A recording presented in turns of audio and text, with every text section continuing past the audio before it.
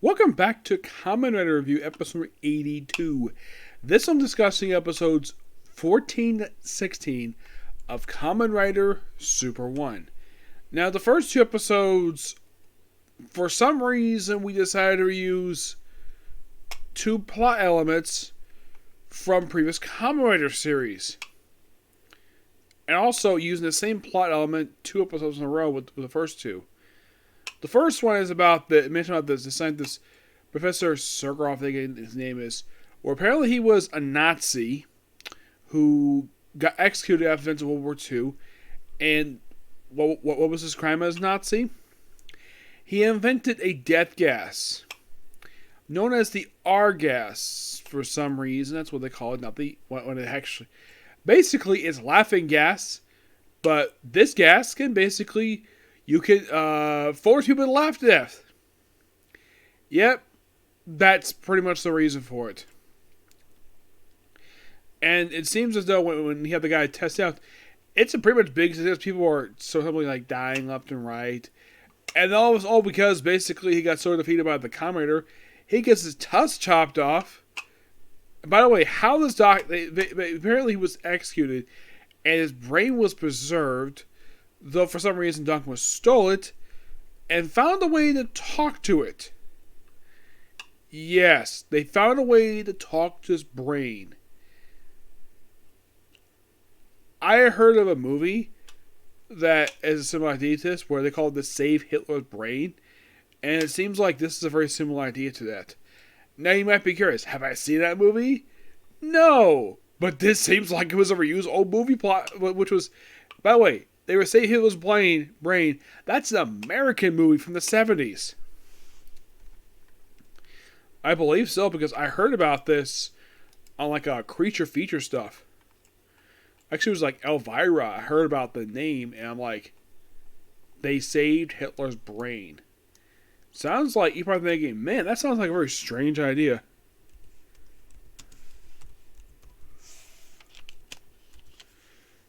And, well, yeah, it's a 1968 movie. I heard about this movie, never watched it.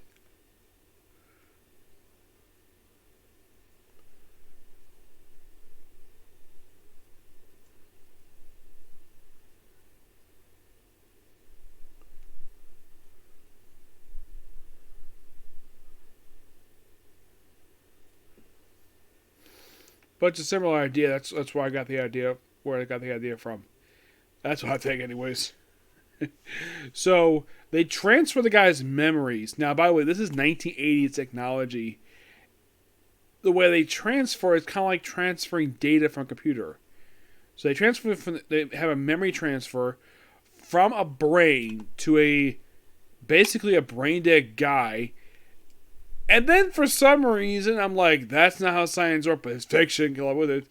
So, apparently inheriting this guy's memory, this guy becomes him.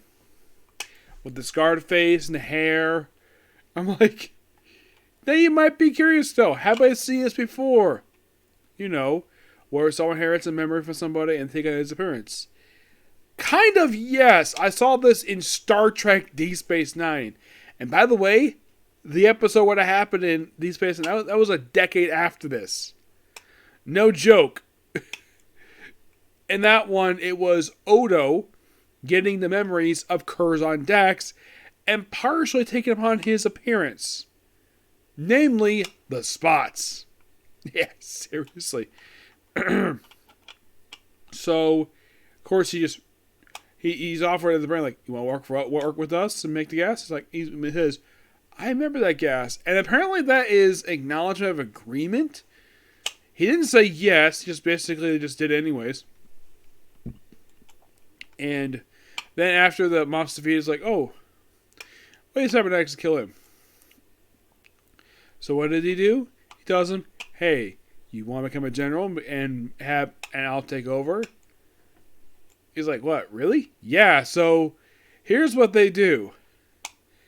They proceed to attack the general. The one who's, let's see, I'm trying to figure out what's the correct name here.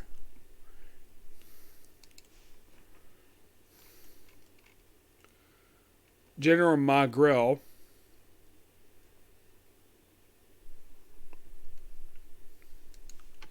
Yeah, where, oh, he kills him. And then you see his body with Super 1, who's captured. It appears to be their main base, though it's not exactly confirmed. He does confront Emperor Makarov here. So, and eventually so they figure out a way to kill Makarov with a bomb. Yes, a bomb. It's like, oh, you want to see me? What's this all about? We got a present for you. And of course they especially tell each other, wait till you open the lid, it'll explode. And then Makarov says, can you open the lid? And then it's like, what? And all of a sudden, Makarov's here. Alive. Despite being dead. And you're thinking, what? What happened here? Body double. Yes, seriously, a body double. The way they do this is very terrible camera work. Yeah, let's have him reflect off a mirror 20 times and call that a body double. Now you might be thinking, is this the first reused plot thread from a Kamen Rider series? Yes. Which one? Kamen Rider Amazon. No, seriously. It's the same exact thing, except the body double was seen a lot of the time before he's killed at the very end and basically revealed, oh, he's body double, and have the very one be the same exact guy. Yes, seriously. It is by far one of the most laughable reused plots I've seen. And eventually the Doctor is killed off screen by General Makarov, and then the creature is killed by Super 1, and that's the episode for that one. 15 is where we have where Oki is like happy that his friend has been nominated for the Nobel Peace Prize. Oh, he'd be so happy. And then we see him where he's basically beating up his students. And apparently he's extreme. By the way, his opponent for the Nobel Peace Prize is an American scientist by the name of Dr. Cotton. They don't show his pictures for halfway through the episode what the heck this guy looks like. They say he's American even though the actor looks like he's Japanese. Yeah, it's weird.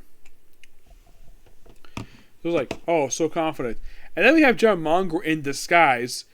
Yeah, not in his armor, but in a suit. Yes, a suit. So he goes out. Oh yeah, it turns out that he considers himself a rival to Oki. Not his friend, a rival who basically is obsessed with being number one. He wants to be Oki at something. Because Oki beats him at IQ and martial arts, and he's brought to Dogma Base, which is interesting. And then we have General Marshall into his true form. Well, not his true form just yet. Basically, his regular casual form you see him in. As two other people turn from Dog He's like, and of course, we see the obvious reaction, like, what? Really? What the heck is this? And of course, he has the obvious reaction, what the heck is Dogma? Now, I like people's reaction to something like, yeah, Dogma is not that like well known for terrorist origins like, let's say, Shocker is. Or Destron. And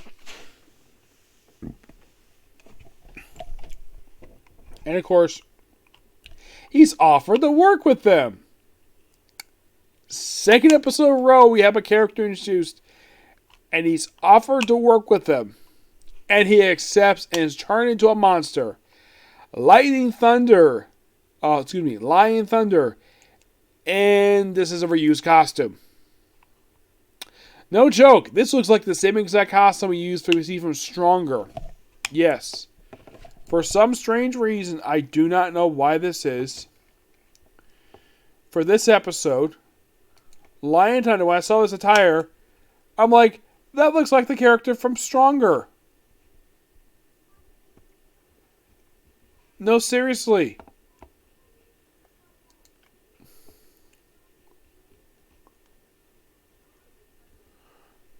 There's one from Stronger. I have to look him up on here because it's the same exact suit.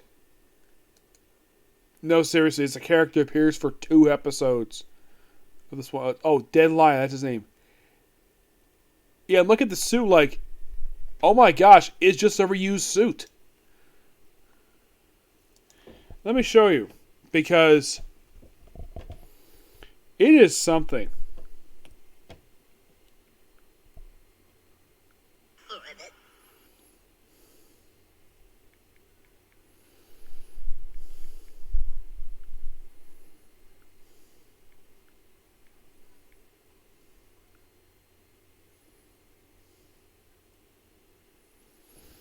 Now this here is Dead Lion.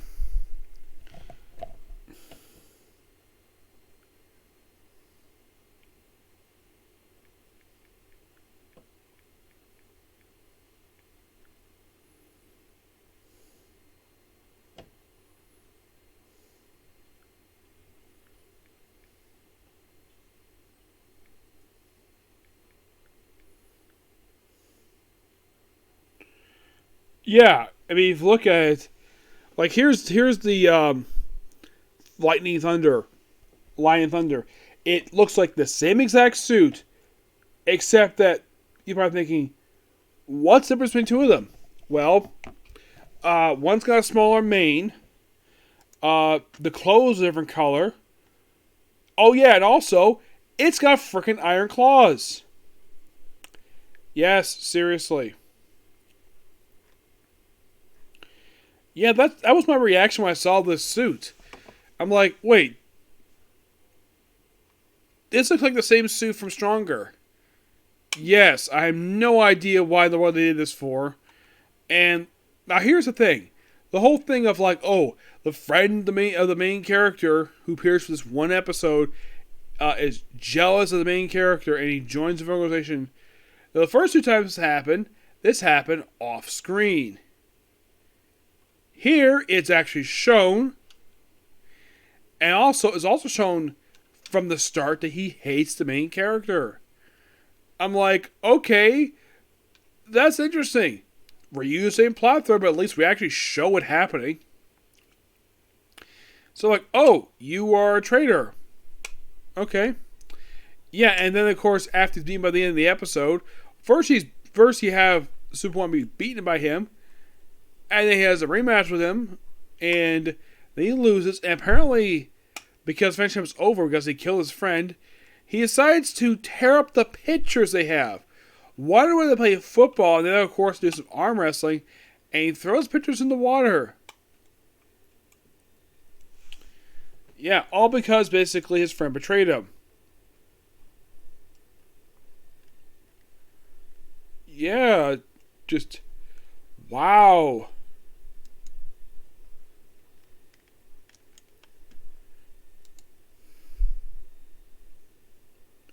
Oh, you might be curious though. The guy who voices Lander, he also voiced Spider Babbitt and Fire Kong. Yep, same guy. He actually voices two more monsters, and that's it. His first monster he voiced was actually from the original Kamen Rider series, known as Serenion. Yeah, a monster appeared back in episode 4.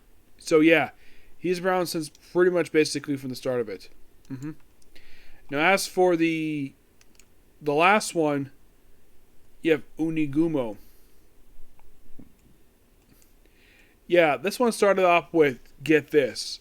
So you had these kids who want to go searching for wild rabbits in a place called Oni Valley. Like, oh, there's an Oni there. And they get there, then, oh yeah, there's an Oni. And he's a dogma monster.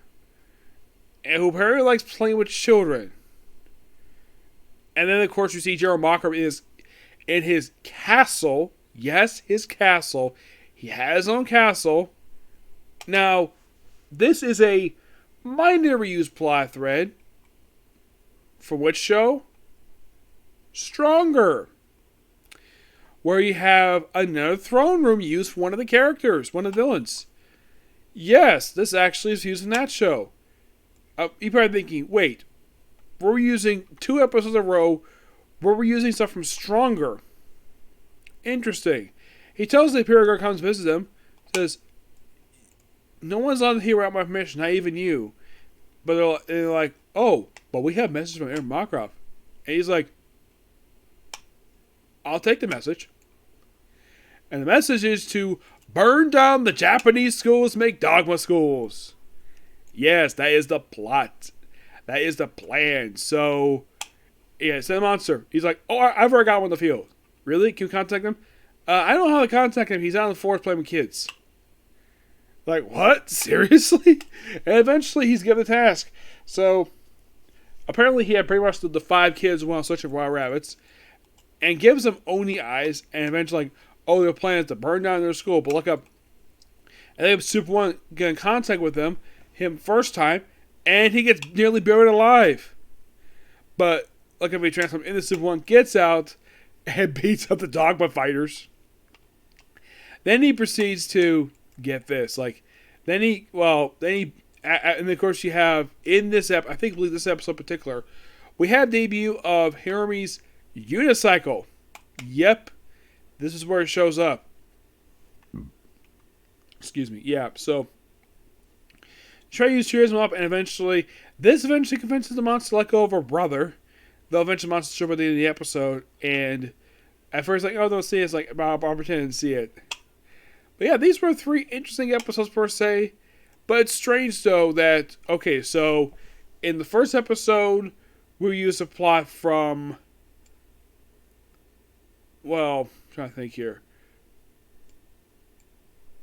Where it seems like for these 3 episodes, we reused stuff from Stronger for some reason.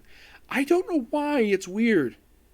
Like, in the case of 16, it's the general having a throne room. In the case of previous episode, the monster Lily being a ripoff of Dead Lion from Stronger. And you probably think, okay, what about, let's say, 14? I don't think it is, per se. Though 15 also reuses a plot thread, not only from use something from Skyrider, but also from the Stronger, but also from, well, the first 2 Kamen Rider series. Oh yeah, the whole thing of like betraying the leader, and then of course being killed. That's original to the series because that's not really happened before per se. The whole body double thing, that is actually used from Amazon. So we have first one we use a plot from Amazon, and of course these last 2 from Stronger. Interesting, to say the least. But yeah, that's particular view.